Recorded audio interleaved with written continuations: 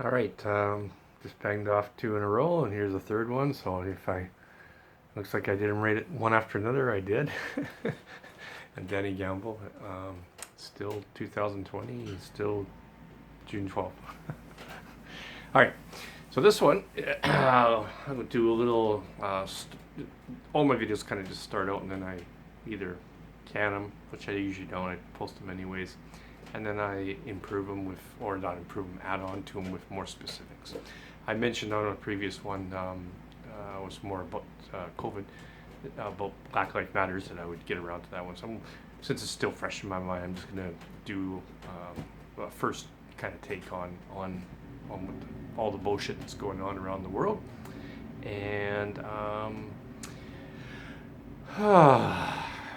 the old what I said on the other tape is, why can't we fix this? Why can't we do better as a world? And I talked about cross pollination. I didn't say it that way. Cross breeding, I think I used, and I believe in like my last lady friend, my ex common law. For a few of the 6 years was she's a Sikh Punjabi from her parents from India. She came via England, but she grew up in England, but been Canadian for a lot of years. So I myself know, actually I know what racism is, which is going to sound weird. Oh yeah, sure, all these white guys think they know what racism is. However, that said, I actually did get recruited overseas, and my racism was experienced in Singapore, Malaysia, and Thailand. The company I went to in Singapore, Oriental Emporium, I was their first first whitey. With the Indians were Gora, with Mexicans were Caber- Cabarrones, dumbasses. Like we have, there's names coming our way too, and what I found out when I was overseas is, not only did I experience it where people just hated me just because I was there and I shouldn't be there as far as they were concerned, but also the racism amongst the different countries. Like a lot of Malaysian workers in Singapore, but the Singaporeans felt themselves superior. And I ran some stores, and it was very awkward whenever I had a Malaysian that was above in seniority, like maybe the manager of a store, and the Chinese was the assistant. It never worked. The other way around, it worked fine in most of the stores. But it just depends, where they rose in their careers. There was conflict. So my personal one was, well, I could do a whole tape on it, but literally at one point I had to put someone up against the wall to protect myself. Like I had to show them that I was willing to protect myself and grab onto them and push them up against the wall. I was young, I was in my 30s, still in shape. But I mean, that's how bad it got at times. So I do know what it's like to have someone right in your face telling you off, not because you're a bad person, not because they know you, just because you are a color of skin. And I, I, I'm pretty certain you're right. A lot of white people have had a privileged life, but not all, not by far.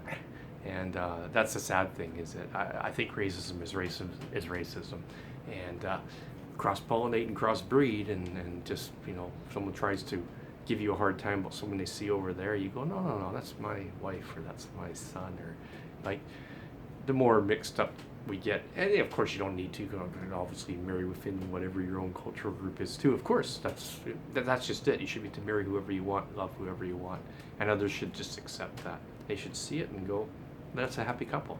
Oh, those are beautiful kids. Or they're not, they're brats, but they're brats because they're brats, not because of their skin color. That would be nice. Hopefully one day we'll get to there, and hopefully that's what's happening right now. Hopefully this push won't be backed away from, like previous problems we've had that have been backed away from, and things didn't really move as far forward as they should be by now. And we're not the first group of people to say that. I'm sure it's been said many times throughout history, and that's sad. Dumb humans, we're dumb. Look at our environment. So with the Black Lives Matters, I'm disgusted with what's happening in the States, but who isn't around the world? I mean, I'm glad people got footage of stuff, because it seems like nobody believes it until they see it. But I'm glad they got the footage, and begrudgingly they're moving forward, and hopefully they still have problems down there. I'm not American, so I mean I got cousins down there though, but I'm not American myself. I love the world, including America, and I hope everything figures itself out to the betterment of the majority, because there seems to be a huge conflict, right? And that's too bad. And they got this major election coming up. I'm sure I'll be doing some tapes on that.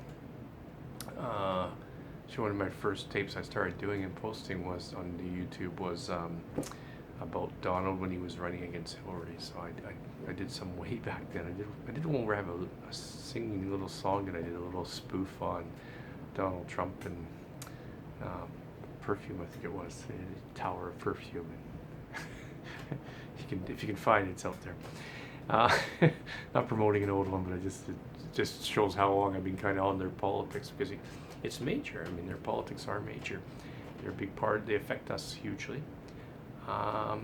As I do political ones too, because I've done stuff on the Huawei situation. I've done stuff on the Ray Bolt situation. There's some things that just spark me, and because nobody controls me, I don't have a problem talking about them, right or wrong. I just give an opinion, and hopefully I'm more right often than wrong, but nobody is.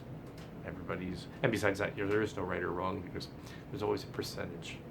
Percentage will like what you have to say, and a percentage won't. Percentage will be open-minded, a percentage won't. They'll be already, that they have their viewpoint all the way. And it's really hard to change people that are staunch in their viewpoint. I'm not saying they're right or wrong again for being staunch in viewpoint. Maybe my waffling isn't good, but for me it's good. It's like voting. I've changed parties. I listen to what they're saying, and quite often my preference is who's leading it, because they seem to always direct the party anyways. And then so it's quite often it's to do with leaders, but sometimes it's strategic, like this last one was for me. Anyways, kind of ran away with that a bit. So the Black Lives Matters is a serious thing. Sadly, timing wise, it's really bad. I wish it happened last year and we were further ahead on that before the COVID hit, because obviously the crowds and that, I mean, they're understandable, but then there's going to be ramifications a couple weeks later, well, about a week later now for some places, because so many people were beside each other, and obviously there was going to be some in there that were infected, and that's how it spreads really well. So frustrating on life's timing of things, two at once. It'd been nice, but I guess you can't control those kinds of things. It's going to be a setback, and hopefully not too big a one. I hope the borders don't open for a while as a result, because I think there's going to be a lot of affected Americans, especially if they had some of their states open up really early too. I don't get Ontario and Quebec why they're doing so bad. I also don't understand the Quebec guy going, well, we have more cases, so we should get more money from the government. I'm like, well, this money should be shared out properly, but by human masses. But please do a better job, because your case count is high, and other provinces, therefore, you're basically asking them, because you guys are doing, I was supposed to get mad if I used the word shitty, but a shitty job actually, Quebec and Ontario. Hey, I got one for you, Quebec. You're gonna think I don't like Quebec. Lovely people. Actually, have an ex that lives here in BC now that I lived together for 3 years, and she was originally from Quebec. So don't go there. But I will say it wasn't a couple years ago that the burqas were shunned. Wasn't it you guys shunning them? How dare people wear that? If they want to wear that and they teach at our schools and that's their religion and that, then they can leave the province. And so you had a lot of them were ladies, obviously, burqas. I don't think the men wear burqas, all the ladies that wear burqas. And you were basically telling them they were going to be unemployed if they wouldn't convert to not wearing a facial garment, because you couldn't see their face. And now everyone has to wear one. Oh, it's different. It's not much different. Theirs was just a cloth that hung. You could still see their eyes, and it was like this, right? But now you're going to have people with face masks, but you're also going to still have people with hats. And now I hear people are going to start wearing goggles too. So are some of the goggles going to be tinted or like sunglasses? Because if so, that's a full face shield. So what are you going to do? Are you going to let the Burqa people off? You're going to rewrite your law? Oh, stay out of Quebec. That's our business. Well, Quebec, no. Because the people that live in your province, just like the people who live in every other province and every territory, they're Canadians. So, you need to come be a little bit fairer to Canadians. Don't. Yes, you're a distinct society. You've got that written in there. Although I think so are the Chinese. I think so are the Japanese. I think so are the Indians. Both the ancestral Indians, but the people that moved from India. There's a lot of different nationalities in Canada. That's the quagmire that we are, and it's wonderful. It's great. And we have people from all these countries. So every single person had to have a separate thing saying they were distinct and getting certain advantages, and you getting yours because you're not only a big province, but you got a big population. And a lot of our prime ministers come out of Quebec a lot.